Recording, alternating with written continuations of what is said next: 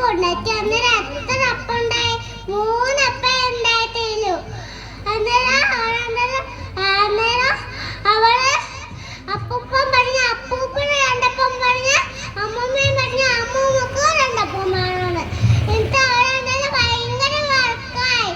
എന്നിട്ട് അവള് അപ്പൂപ്പൻ പറഞ്ഞ ആദ്യം ആൾക്ക് 1 അപ്പം, രണ്ടാമത് ആൾക്ക് 2 അപ്പം.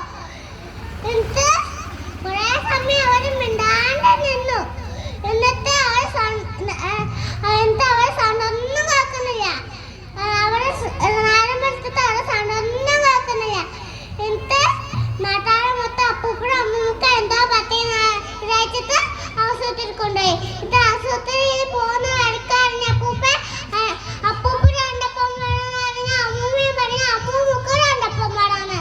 എന്നിട്ട് നാട്ടുകാരെ മൊത്തം അപ്പൂപ്പനും അമ്മൂമ്മനും കാര്യങ്ങൾ പറഞ്ഞു കൊടുത്തിട്ട് അരി പൊടിച്ച് എന്നിട്ട് ഓരോന്നായിട്ട് എന്നിട്ട് അപ്പം ഉണ്ടാക്കി കൊടുത്ത്. നല്ലൊരു കയ്യടി.